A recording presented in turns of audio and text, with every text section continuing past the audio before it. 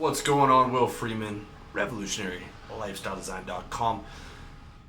Talking to you today about why you need to avoid divorce like the plague, because divorce is deadly. A few years ago, all the way back in 2012, my first year of blogging, I did an article on why you shouldn't get married. And I went back and had a look at that the other day, and my opinions haven't changed.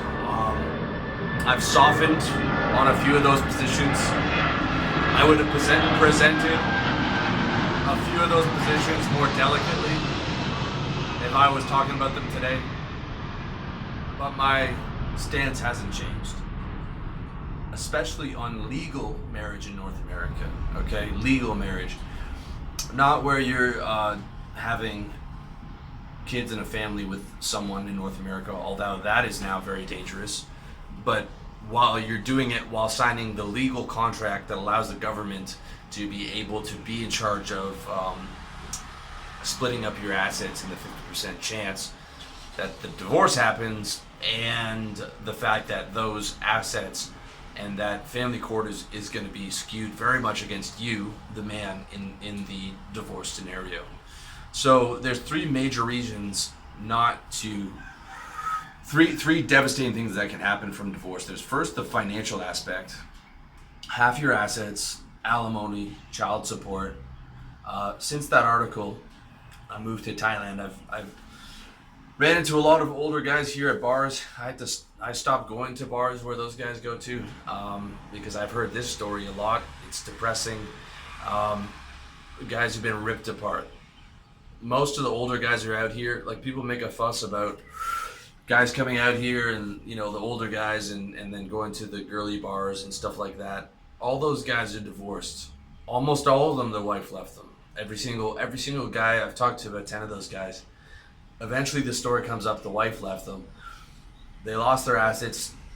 Half those guys are still paying alimony now, 25 years later, even though they haven't lived in America in 10 years.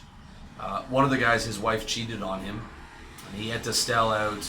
He worked for the postal service, to be able to retire. He had to sell out his bonds early, and to be able to pay her alimony, he had to move over here. He's still paying for it on a woman that cheated on him, and living on the $200, $300 a month apartment.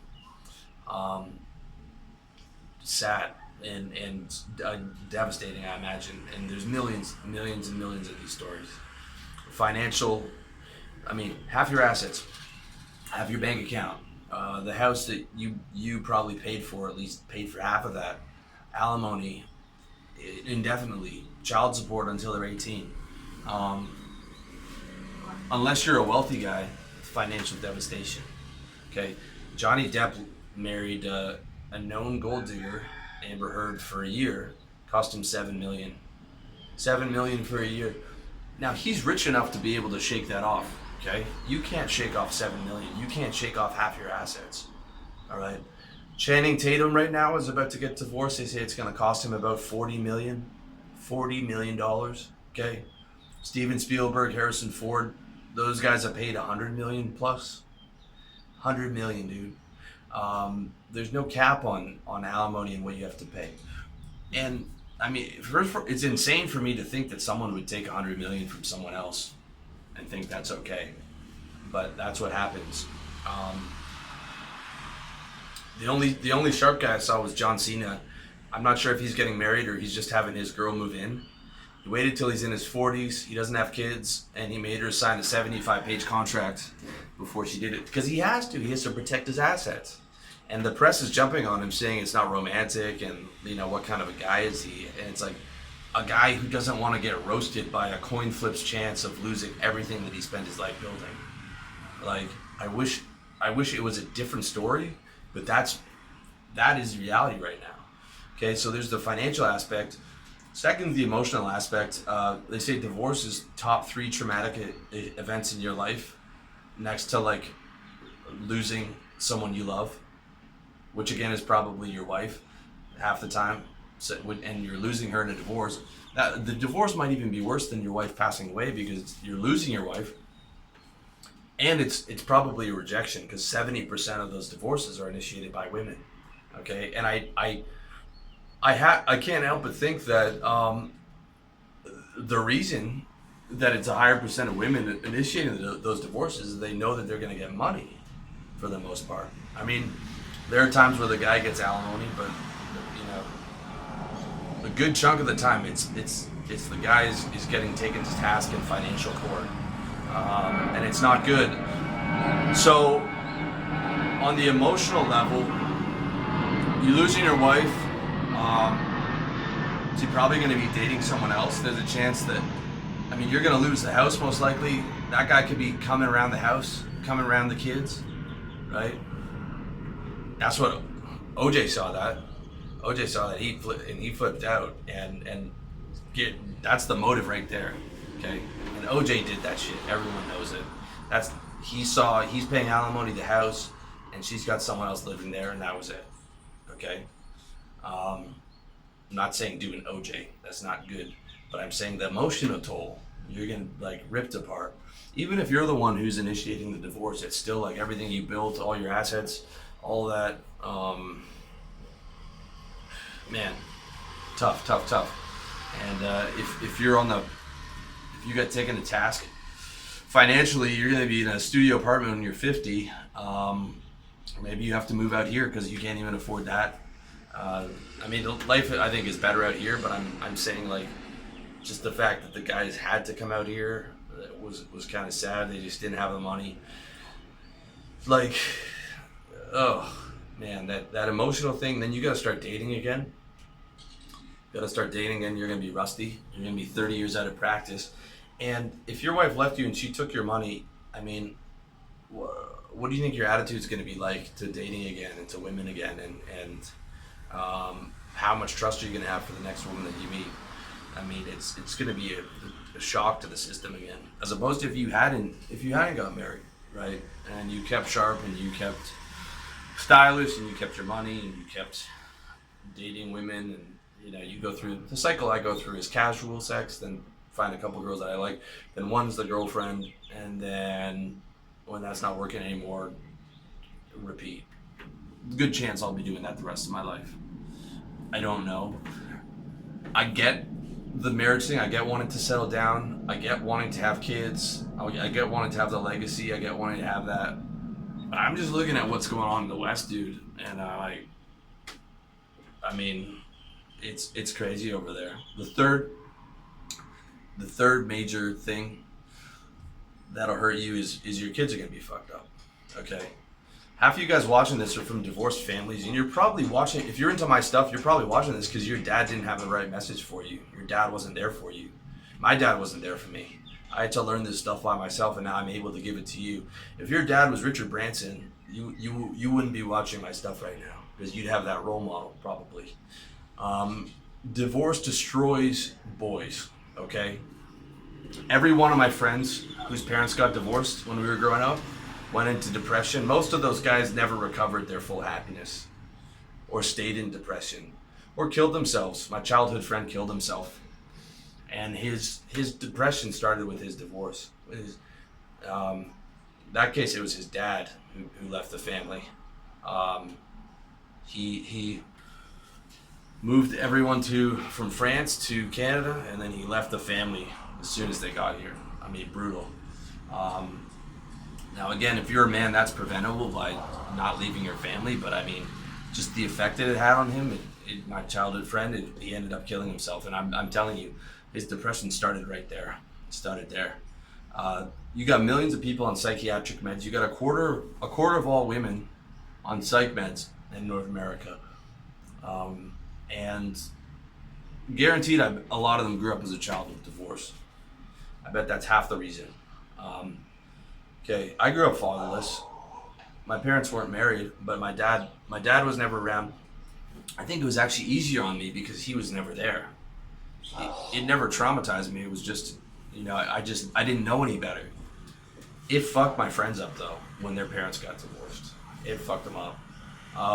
And for me, I know that as a fatherless boy, I'm 12 times more likely to be in jail and 12 times more likely to be on drugs. And there was a time I never went to jail, but I was on drugs at one point. Divorce fucks up kids, okay? So, 3 major reasons to avoid divorce: financial, the emotional, and the toll it's going to take on your kids. So, the answer is, how do you protect yourself? First way is not getting married, okay? First way is not getting married, which is something to think about.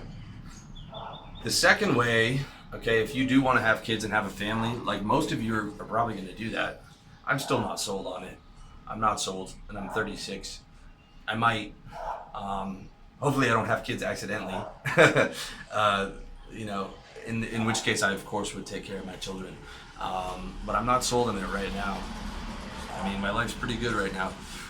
But a lot of you guys are going to want to settle down and have kids.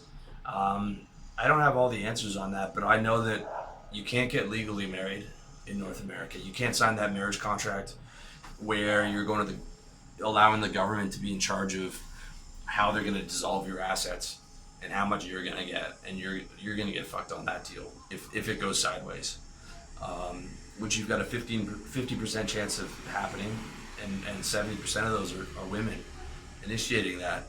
So if you're not going to get legally married, that means if you're moving in with a woman and you're having kids, you have to have like an ironclad asset protection contract even before she moves in. Caleb Jones over at blackdragon.com is he's in an open relationship. He's going through with a marriage ceremony with his wife, with an open thing right now, and made her sign a huge contract, and is not signing the government contract, the government legally marriage contract. The open relationship thing, I don't know about that. Not for me. That's what he's doing. He's been married and divorced before, so at least he knows not to sign that legal marriage contract. But you even then living with a woman, even with that contract, you are opening yourself up to potential legal problems. But you're at least way better protected than you were if you're signing the legal marriage contract. Okay, I hate that I have to be the bearer of bad news on this stuff. Like, this is fucked up. Like, having a family is kind of the purpose we're here for, survival and replication. Not getting a bunch of people pregnant or having kids by a bunch of, like, that's tried and tested and true, that's not the best way for kids to grow up. But that's what we have, okay? And I'm a product of it. But even knowing all that, I keep seeing guys who know this going ahead and getting legally married anyways.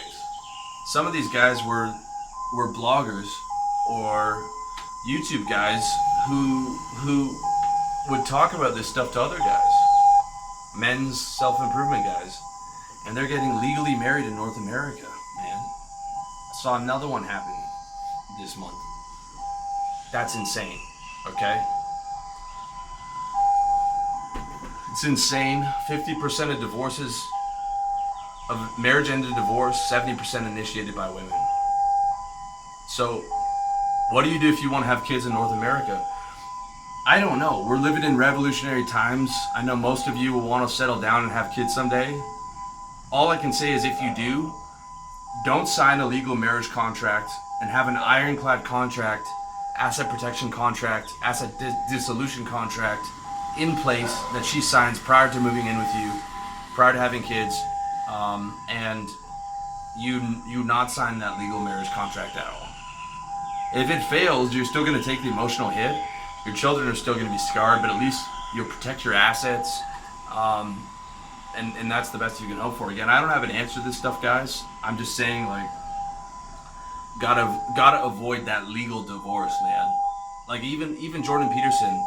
People talk about Jordan Peterson and him bringing back, traditional ideas in marriage and stuff. In the same video he's talking about marriage, he's talking about people being devastated for divorce. And he's saying marriage is great when it works. He said, but you can't afford to get divorced. He said, you can't afford to. It'll rip you apart. For both people, the man and the woman. Even if the woman's leaving, that's going to rip her apart too. I mean, just a nightmare. The best you can do is just protect yourself. If you're going to go through it, don't sign that contract. Protect yourself as much as you can. I don't have the answer on having kids or any of that right now, but I'd be interested to hear what some of you guys think, especially if you are married or have been married, are divorced. If any of you guys have divorce stories for the young boys watching this, please put those in the comment section. As always, thank you so much for watching.